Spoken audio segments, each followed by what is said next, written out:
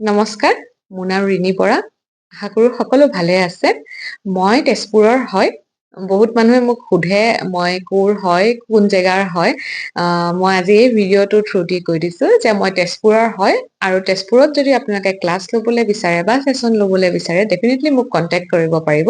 তলত মই মোৰ নাম্বাৰটো দি দিম। এক্সেছ বাৰ্ছ এটা খুব সুন্দৰ মডেলিটি।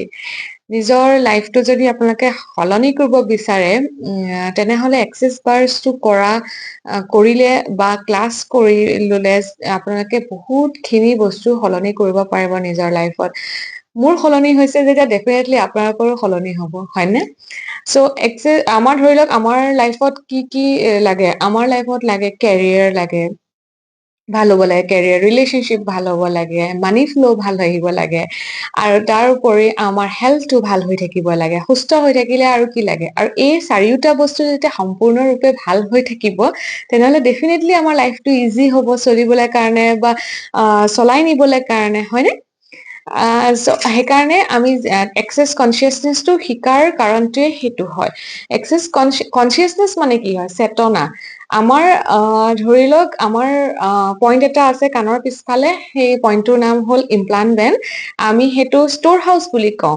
আমাৰ সেই ষ্ট'ৰ হাউচটোত বিভিন্ন ধৰণৰ ইম'চনছ, টেনচন, কথা মানে চব ভৰ্তি হৈ থাকে। ইনফেক্ট পাষ্ট লাইফৰো কথা জমা হৈ থাকে বুলি কওঁ আমি। তো আমি যেতিয়া এইটো ৰান কৰোঁ, এইটো পইণ্ট, তেতিয়া আমাৰ যিমান নিগেটিভিটি আছে, ধৰি লওক আমাৰ খং উঠি আছে কাৰোবাৰ ওপৰত বহুত দিনৰ পৰা, বা ঘৰতে কিবা এটা খং উঠিছে, ফ্ৰেণ্ডছৰ লগত খং উঠিছে যে তো আমুক দিনাখন আমুকটো কথা কৈছিলি, ফিউচাৰ মানে তো আজি ঘপককে সেই কথাটো তৰ্ক লাগোতে ওলাই পৰিলে। তো আমি সেই বস্তুবিলাক আমি সেই ষ্ট'ৰ হাউচত সুমুৱাই থৈ দিওঁ, আৰু যেতিয়া আমি তাতে চুই পেলাই বাৰ্ছটো ৰান কৰোঁ তেতিয়া আমাৰ যোনখিনি সেয়া নিগেটিভিটি হয় বা যোনখিনি অশান্তি হৈ আছে সেইখিনি নাইকিয়া হৈ যায়, আৰু তেতিয়া ভাল ভাল কথা আহে, আৰু আমি তেতিয়া ইগনৰ কৰিবলৈ শিকি যাওঁ মানে কিছুমান কথা, যে চব কথা ধৰি থাকিব নালাগে, বা কেনেকে সেই বস্তুটোৰ লগত আমি হেণ্ডেল কৰিব লাগে এনেকুৱা ধৰণৰ নিগেটিভিটিৰ লগত, সেইবিলাক বস্তু আমি এক্সেছৰ ক্লাছ কৰিলে আমি সেইবিলাক বস্তু আমি শিকিবলৈ পাওঁ। তো সেইকাৰণে মই কওঁ যে এক্সেছ এটা খুব সুন্দৰ মডেলিটি হয়। শিকিবলগীয়া বস্তু বহুত আছে ইয়াতে মই জাষ্ট এটা এক্সাম্পল কৰো। তাৰ উপৰি আমি জাজমেন্ট কৰা বন্ধ কৰো। জাজমেন্ট কৰা মানে ধৰি লওক মন্তব্য দিয়া, কাৰোবাক আমি এই আমুকৰ ঘৰৰ আমুক মানুহজন এনেকুৱা, বা আমি আলোচনা কৰো কিছুমান, তো সেইবিলাক বস্তু জাজমেন্ট, বা নিজকে জাজ কৰো যে মই পাৰিম নে নোৱাৰিম, নোৱাৰিম চাগে। তো মই যেতিয়া এক্সেছত সোমালো তাৰ পাছতে আপোনাৰ কি হয়, এই বস্তুবিলাক নোৱাৰিম বস্তুটো নাইকিয়া হৈ গ'ল, নিজকে জাজ কৰাটো বন্ধ কৰিলো।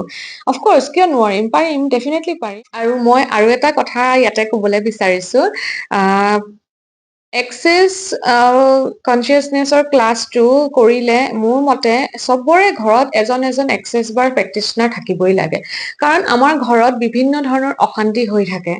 ধৰি লওক আমাৰ মেণ্টেলি প্ৰব্লেম কিছুমান থাকিব পাৰে, ইছ্যুজ কিছুমান, ধৰি লওক অশান্তি কিছুমান, সেয়া দূৰ হ'ব পাৰে। আমাৰ কিছুমান ঘৰত মানি ইছ্যু থাকিব পাৰে।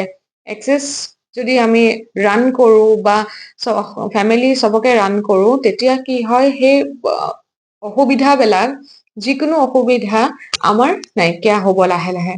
আৰু যোন গৰাকীয়ে দিব, বা যোনেই নহওক, মতা মানুহ হওক বা মাইকী মানুহ হওক, তেওঁ যেতিয়া বেলেগক ৰান কৰিব, তেওঁ নিজৰো সেইটো কাম দিব। তো সেইকাৰণে মানে ঘৰে প্ৰতিয়ে মানে আমি বিচাৰো, বা মই বিচাৰো যে এজন হলেও প্ৰেক্টিচনাৰ থাকিব লাগে, তেতিয়া ঘৰৰ ফেমিলি মানুহক দিব পাৰিব, আৰু মানে কি এক্সেছৰ থ্ৰু দি আপোনালোকৰ লাইফটো সলনি কৰিব পাৰিব।